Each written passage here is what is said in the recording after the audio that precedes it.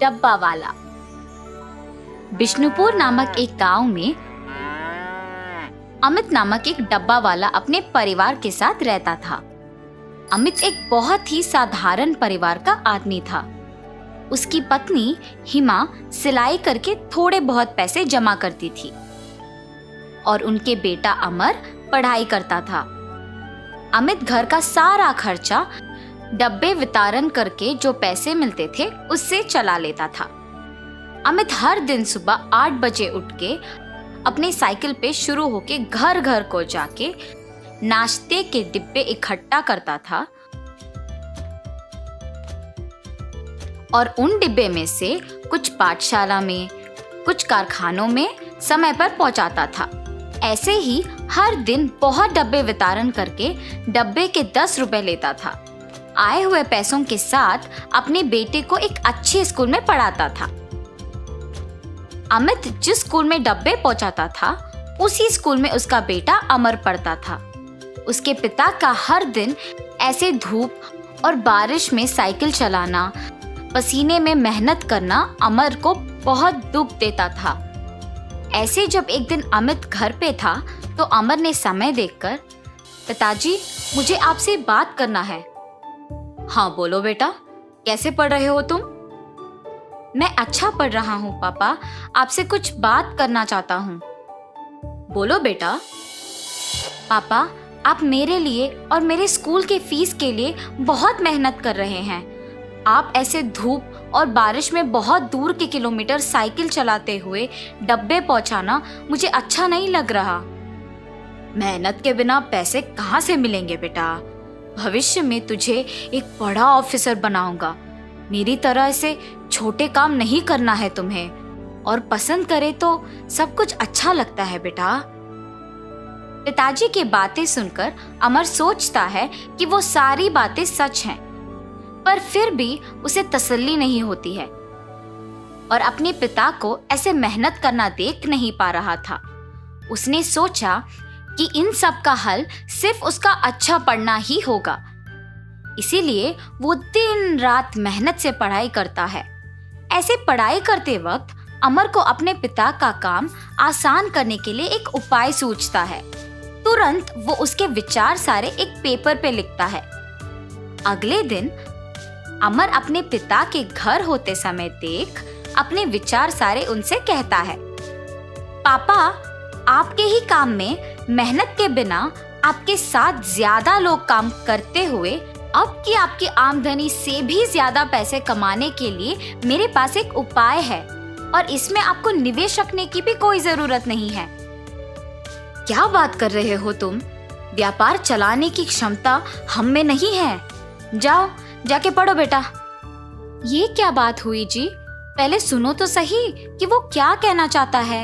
अगर वो ये कह रहा है कि निवेश के बिना ज्यादा पैसे कमाने का उपाय है और वो भी इतने छोटे उम्र में, आपको तो खुश होना चाहिए ना। मेरी बात तो सुनिए पिताजी, सच्ची में ये मुमकिन है। ठीक है बोलो, मैं भी अब तो जानूं ये कैसे मुमकिन है। और ऐसे अमर अपने पिता को उसके विचार बताना शुरू करता है।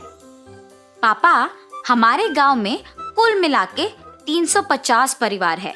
आपके गिनती के अनुसार डब्बा देने वालों के परिवार में कारखानों में काम करने वाले, सरकारी कार्यालय में काम करने वाले, स्कूल और कॉलेज जाने वाले होंगे।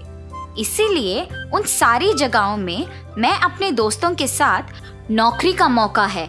इच्छुक लोग आवेदन कर सकते हैं।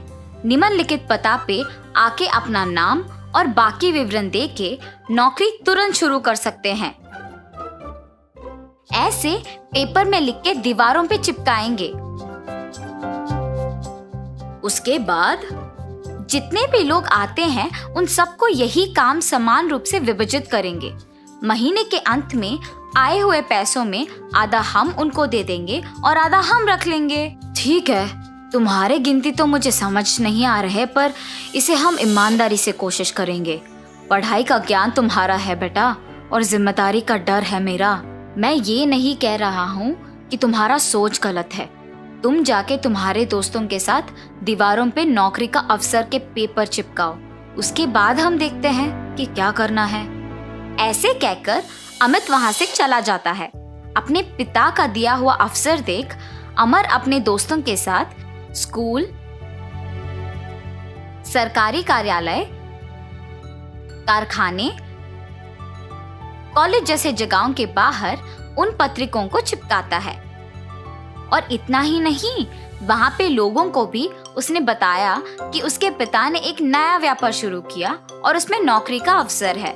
सभी को अमित के व्यक्तित्व के बारे में सालों से पता है, क्योंकि वे डब्बा वाले की तरह सालों से काम कर रहे हैं। तो इसीलिए गांव के लोग उसके पास काम करने के लिए सहमत होते हैं। नौकरी के बारे में विज्ञापन करने के कुछ ही दिनों में 60 लोग अमित के घर नौकरी के लिए आते हैं। आए हुए 60 लोगों को 5 अलग अलग भाग के जगहों के लिए विभाजन करते हैं। 12 लोग कारखानों के लिए, 12 सरकारी कार्यालय के लिए, 24 लोग स्कूल और कॉलेज के लिए और 12 को बाकी जगहों के लिए विभाजन करते हैं। इन सबको डब्बे इकट्ठा करके उन्हें उनके जगहों पे पहुंचाना था और सब काम पे लग जाते हैं उनके साइकिल पे। पहले महीने बाद डब्बा बेचने वाले परिवार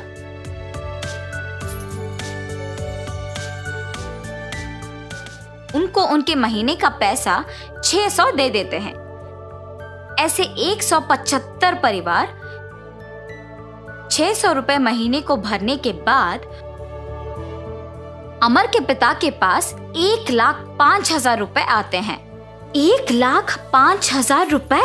उसमें से आधा तो हमारे साथ काम के कर्मचारियों को देने में ही जाएगा।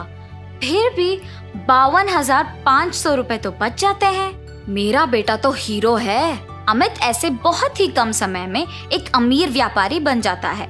अमित के जीत का गांव के सारे लोग अभिनंदन करके उसका सत्कार करते हैं। पर उस समय पर अमित कहता है कि सत्कार उसे नहीं बल्कि उसके बेटे का करना चाहिए। इस जीत के पीछे मैं नहीं बल्कि मेरा बेटा है। 16 साल के मेरे बेटे से मेरी मेहनत और पसीना देखा नहीं जा रहा था और उसने तब इस व्यापार के बारे में सोचा। मेरे पास आके उसने इस उपाय के बारे में कहा। पढ़ा लिखा ना होने के कारण मुझे तो ये सब समझ में नहीं आया, पर उसने हार नहीं मानी और मुझे इस व्यापार के बारे में सब कुछ समझाया, नौकरी के अवसर के बारे में सबको बताया और मुझे यहाँ तक ले आया। मेरा बेटा ही असली हीरो है। ऐसे कहकर अमर का सत्कार करता है अमित। तो इस कहानी का नैतिक अच्छे विचार सोचने के लिए उम्र की कोई जरूरत नहीं होती है। अगर अपने मन में कुछ ठान ले और खुशी करे तो सफलता जरूर मिलेगी।